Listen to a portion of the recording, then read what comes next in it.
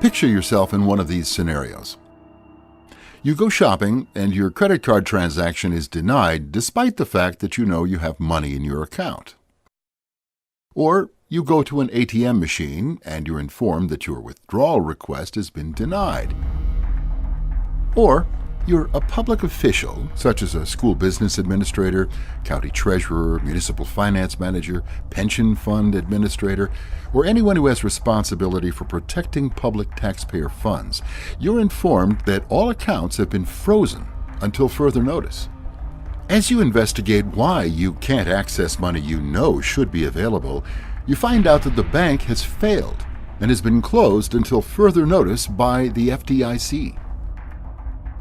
You also discover that the government will be confiscating part of your deposits in order to stabilize the bank. You believe that this can't happen here because the FDIC protects your money. You may have placed your money into one of the big banks because it has large vaults and is protected by the government. You may have placed public monies into a large bank because they're collateralized and the government will back them. Therefore, you think these funds are safe. All of these assumptions are not based on the facts. Perhaps you recall that in Cyprus, depositors' money was confiscated in order to stabilize the banks. Similar plans are already in place to do the same in the US and other countries. In a nutshell, the banks in Cyprus were over-leveraged to the point that their liabilities exceeded their gross domestic product. Because the global bailouts of large banks in 2008 were so politically unpopular, a global banking troika of the International Monetary Fund, the European Central Bank, and the European Union imposed a bail-in which bank customers were to have some of their savings seized in order to stabilize the banks. The losses to some clients were as high as 60%. Cyprus was the test run. Now, that's where the European Union kind of let the cat out of the bag, what they planned to do on a bigger scale. But depositors took a real haircut. Interestingly, though, of course, the big boys got out. In the days before, they went after depositors' money, the small-time saver, $150 billion, I forget the number, left the Cyprus banks because the insiders knew what was coming. And the insiders will know what's coming when the next U.S. bank burns down. They'll get out and they'll leave the mom and pop depositors and maybe city governments holding the bag. In order to protect themselves, the Cyprus government closed the banks 12 days and people had limited access to their money. Long lines formed at the ATM machine. The fact is that the confiscations in Cyprus were not a one-time event. The eventuality for this had already been planned in advance, and there are plans in place for confiscations of depositor accounts in New Zealand, the European Union, Canada, England, and the United States. And we passed Dodd-Frank legislation. And people think, well, that's it for bailouts. No, that's not it. Actually, it's just going to be a bail-in. In order to maintain liquidity in failed banks, the European Union and the Federal Reserve have a policy of bailing in, which means you seize depositors' deposits. Those could be mom and pop up to their $250,000. It could be a city's deposits on deposit. It could be bondholders. That's what happened in Cyprus. That's what's happening right now with the Cooperative Bank in London, England, and that's what the Federal Deposit Insurance Corporation and the Bank of England have jointly agreed to do here in the United States. The large global and Wall Street banks are the ones at most risk because they've been gambling with depositor money on risky derivative bets and other speculative investment devices, which means that when, not if, these bets start going bad, the banks will be on the hook for their deficient value. According to the Bank for International Settlements, which is essentially a central bank for the world's central banks, the notional value of these derivative contracts is an astounding $700 trillion. Think 700,000 billion dollars. The entire world's GDP is only $70 trillion. There's not enough money on the planet to cover these bets. What most people don't understand is that once you give a bank your money, the money is legally no longer yours. Under the law, depositors are considered unsecured creditors to the bank and are treated as such under any bankruptcy proceeding. This type of loss happened with the collapse of MF Global. And while MF Global was a futures trading company and not a bank, the blueprint for confiscations was delivered here. The losses of customer funds were upheld by the legal system with the Sentinel case. Another important fact is this. These speculative derivatives have super priority status in a bankruptcy proceeding, which means that any derivative contract holder gets paid first, before shareholders, creditors, and depositors like you. It could well be that local government deposits are at risk in the event of the bail-in of one of the major banks in Wall Street when they next fail. Those are unsecured deposits. Now, Wall Street likes to say they've been collateralized, but the derivatives holdings of the major banks is several times the world's gross domestic product. There isn't enough money in the world to cover major losses in that market. So if they start to go down, first, the counterparties to derivatives get covered. That's the new law. They get their money first. You'll get your money, you an individual depositor, or you a city, if there's any left. What you might get instead is equity in the bank.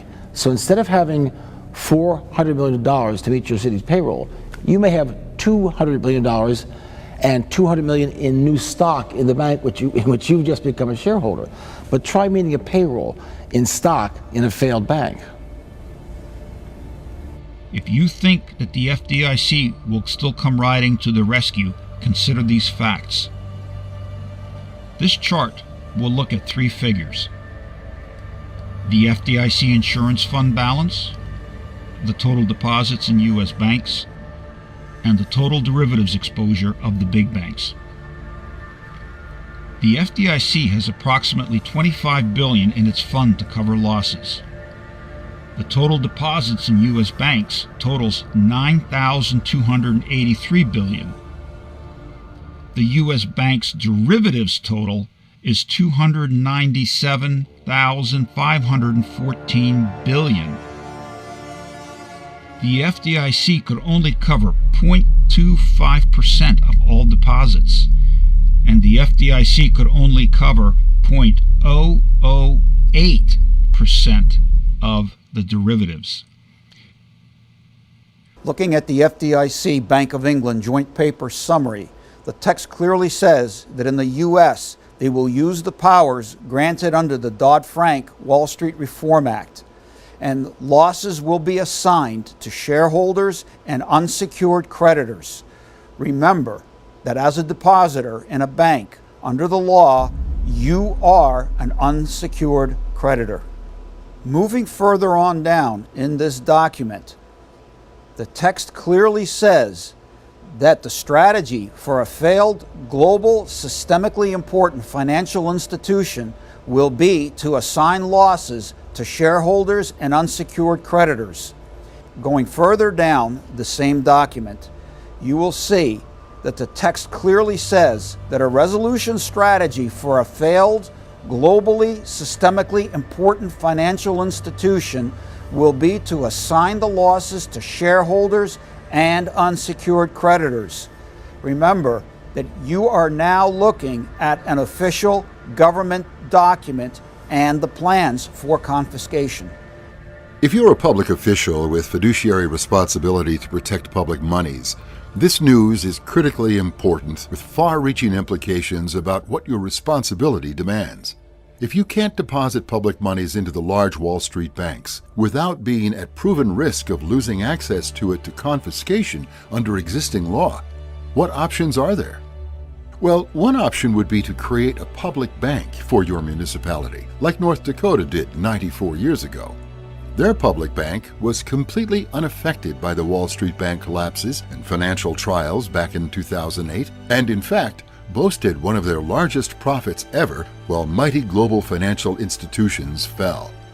The Bank of North Dakota, which treats its public funds as a utility rather than a speculative fund to gamble for profits, has a simple purpose: to preserve and protect its assets while investing in local priorities instead of non-local international corporations. It is completely independent of global banker greed and risky behaviors. Its money cannot be confiscated. We're making the argument that the biggest banks on Wall Street really aren't safe.